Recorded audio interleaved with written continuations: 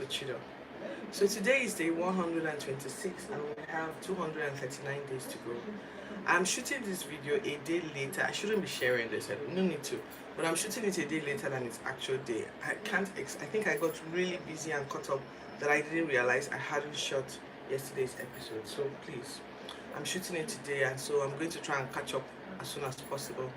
But that tells you how important it is to for me to be doing the accountability route, which is showing up live every day after I read the Bible. So otherwise I might have even forgotten. All right. So if you're joining me for the first time, um, this is the Bible in 1 year with Ochidoaye, where we read through the Bible cover to cover. I leave in the description box the scriptures that we read for the day, but at the end of this 1 year, we would have read through the Bible from Genesis to Revelations completely, nothing lost. So this is just to encourage, actually for me, and then of course to inspire other people to read the Bible for themselves. The stories are incredible, honestly. To read the Bible for themselves, draw their own conclusions. God can speak to us in a billion ways. Read the Bible and see what it's saying, you know. For people who are curious, for people who don't even believe it, who think this religious grab is all religious grab, just read it like a storybook and see what it says to you. Okay, I get so many things I'm unable to even share in my whatever, but I just read the story. Sometimes I just recount the stories, put some flavor into it when I'm narrating it and dramatize it, and other times I stop, share my honest opinions about some aspects of it that I read that really got to me. So today is day 126 and we're right in the middle of the love story between Boaz and Ruth. So every single day we read through using this particular Bible guide written by Pastors Ina and Sarah Maku. Pastor Ina has gone to be with the Lord, but Pastor Sarah is still very much around. The pastor of Family Ministries International is a church that I attend. In this Bible guide, we do an Old Testament, New Testament, a Psalm, and a Proverb every day. Some people say that's a lot. They'll just rather take the book of Genesis, finish it, go to Exodus, finish it before proceeding. But I'm following this structured Bible guide, so we stick to it. All right. So today we're looking at the book of Ruth. We're finishing the book of Ruth. It's just 4 chapters, and we're in chapters 2. Then we're going to finish John chapters 4. We're going to read Psalm 104 and Proverbs 14, 26 and 27. All right, so right in the middle of Ruth, we now enter the scene, a man called Boaz. Boaz owns like maybe big business, maybe he has like large farms. And Ruth, being the ever-loving, like Ruth is really a sweet girl, like really. Ever-loving daughter-in-law goes out and begins to look for work because she has to take care of her mother-in-law. She gets to this farm, she starts working, she obviously looks different. Maybe her makeup is different, maybe her outfit is different, you know, maybe she tied her hair in a different way, but she shows up at the farm. She clearly is not from around there. Anyway, Boaz visits that farm that day. Who is this young lady working with her? And so what does she go to do at the farm? She wants to glean. So maybe as the main supervisors are harvesting, some stuff drop on the ground. So the people who glean clean up after them. So they clean up after them. So she cleans up the whole day. So he's like, who are you? And she says, oh, I'm Ruth. Oh, I've heard about you. You are Naomi's daughter-in-law. Wow. I've heard about the wonderful things you're doing for your mother-in-law. You know what? Don't go to any other farm. Just stay here. Day 1. Just stay here and just work, okay? We'll take care of you. And he tells the servants, you guys come here. You see how beautiful that girl is? Don't you dare harass her. Don't you dare look at her. Don't you dare touch her. Is that clear? Everybody's like, yes, sir. It's clear. And so Ruth begins to work. She gleans. At lunchtime, they all gather where workers eat, and everybody's eating together. And then, you know, he makes sure she has more food, you know. And then he tells the servants, so make sure you actually drop some stuff. Normally, when you're gleaning, they try to get as much as they can for the owners of the business. Then those who glean try to pick as much as they can from what's left over. He tells them, intentionally drop stuff for her. Don't just pack everything. Make sure you drop some stuff as she can pick. Anyway, at the end of the day, they pack so much food. And then Ruth, being ever so sweet, she now even Like maybe you get there and they give you sandwiches and tea and coffee and then cook Quaker oats and some things. She just wraps some things and she takes it home because we don't really have money in our house, so mommy has to eat. What's a sweet girl? Come on, man. Anyway, so Ruth takes it home. She's like, so mommy is like, where did you get this stuff from? She's like, oh, I got to this guy's place. His name is Boaz. She's like, Boaz. Her mind is already doing. She's thinking, Boaz. And what did he say to you exactly, Ruth? She's like, oh, he came and he said, oh, I could stay at this farm. Mommy, mommy, have this. This pickles is so nice. And mommy, there was this like eba and egusi soup that it was like I couldn't finish. I had to bring it for you. She's like, yeah. Do you know that Boaz is related to your husband, your late husband? She's like, yeah, mom, but just taste this thing. Anyway, so Ruth is already thinking. I'm sorry, Naomi is already thinking. And you say he said what again to you? He was like, I should stay here. He was very kind to me. She's thinking, that guy, is he even married at all? I don't think he's married though.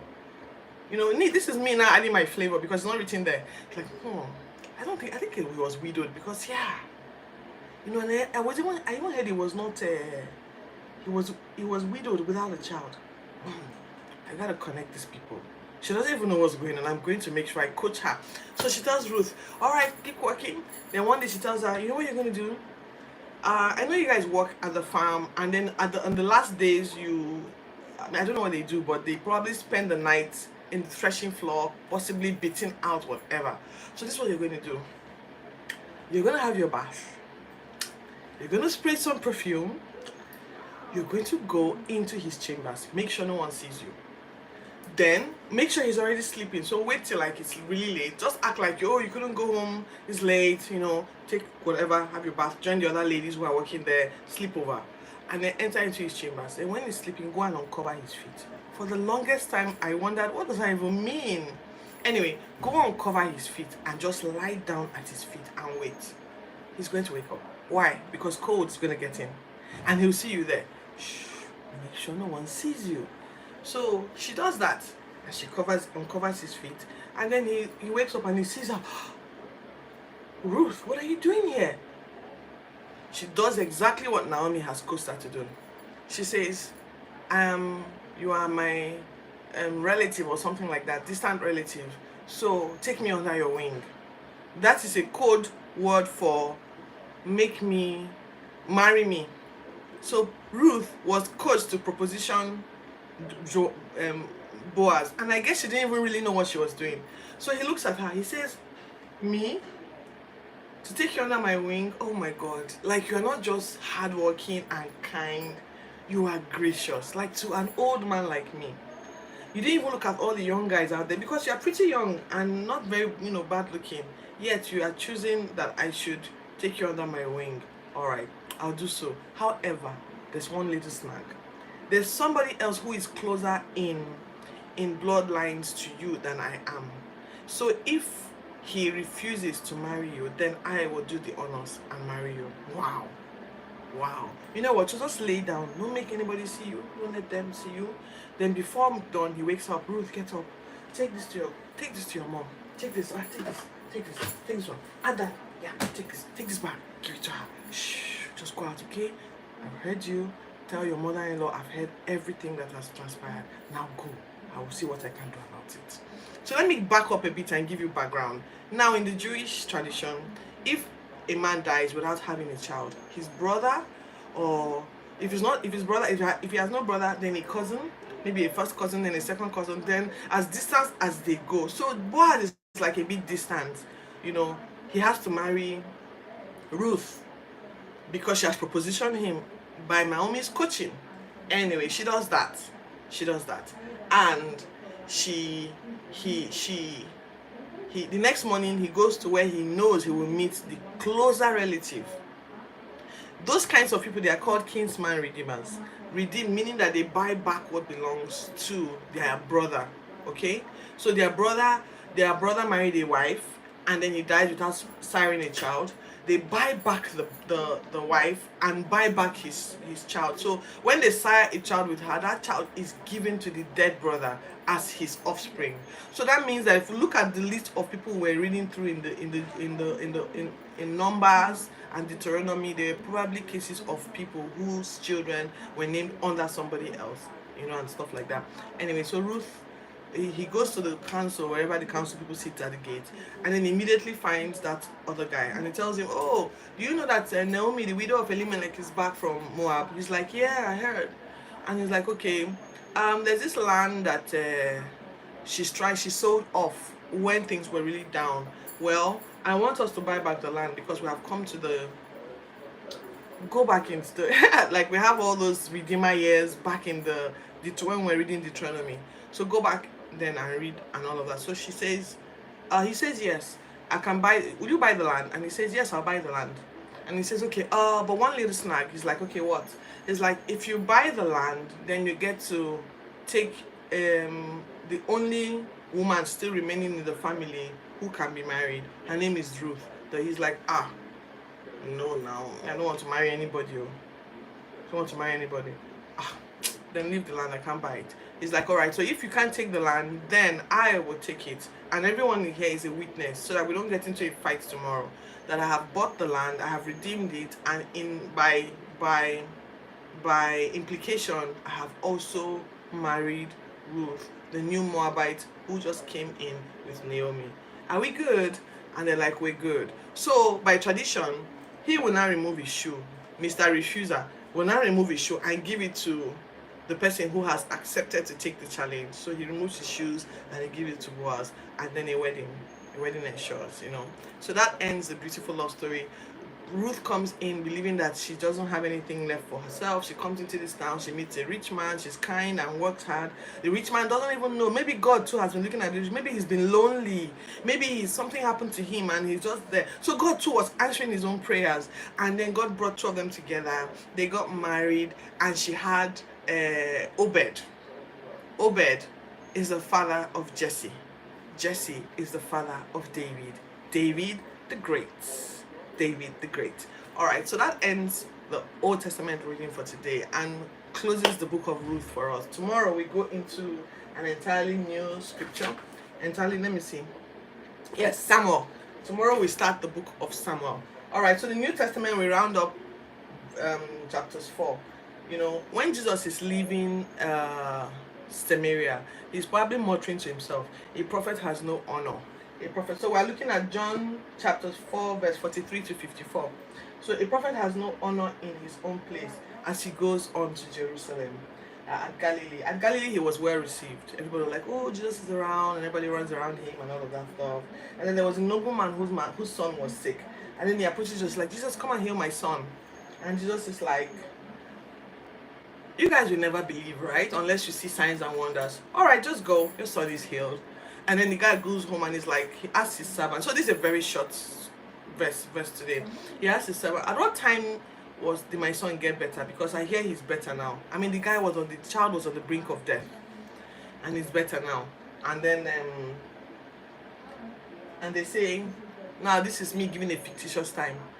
4:30, sir." He's like, 4:30. 4:30. That was exactly when Jesus said that word. You guys, this Jesus, man, he's clearly different. Something about him, I don't know what it is, but he must be the Messiah. And he believed, and his entire household believed. And Jesus continued to do signs. That was the second sign Jesus did in Galilee.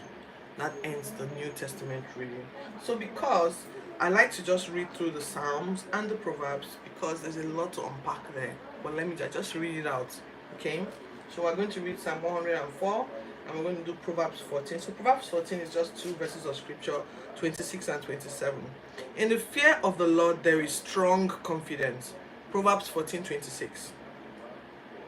"And his children will have a place of refuge. The fear of the Lord is a fountain of life, to turn one away from the snares of death." So that's it for Proverbs. Psalm 104. It's a bit lengthy, 104, but I'll do it in 2 minutes.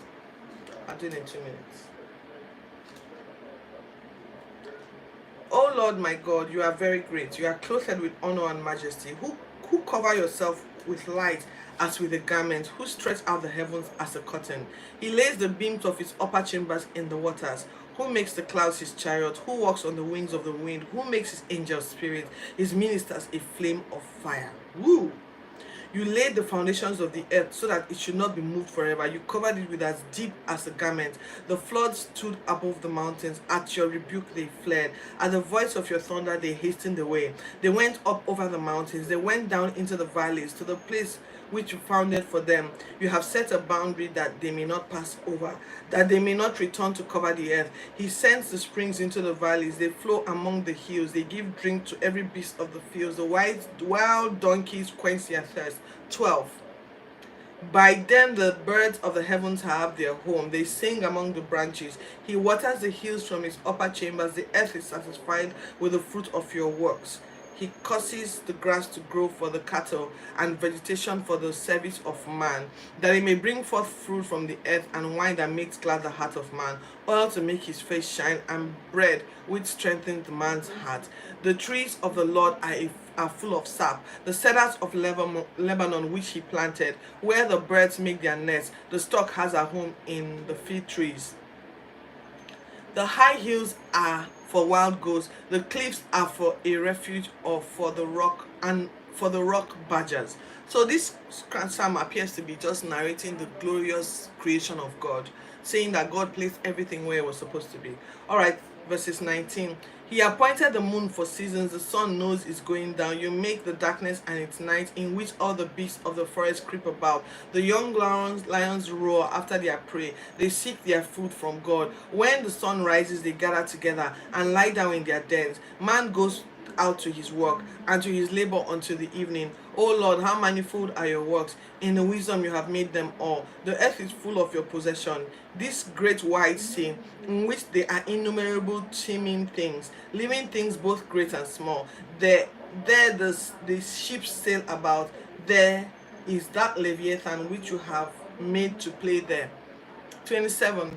These all wait for you, that you may give them their food in due season. What you give them, they gather in. You open your hand, they are filled with good. You hide your face, they are troubled. You take away their breath, they die and return to dust. You send forth your spirit, they are created. You renew the face of the earth. May the glory of God, the Lord, endure forever. May the Lord rejoice in his works. He looks onto the earth and it trembles. He touches the hills and they smoke. I will sing to the Lord as long as I live. I will sing praises to the Lord my God.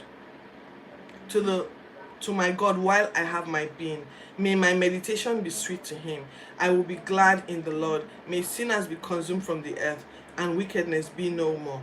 Bless the Lord, O my soul. Praise the Lord. And that ends our readings for today. So if you've liked this or if you've gotten anything at all, if you have anything to share, please say something in the comments below.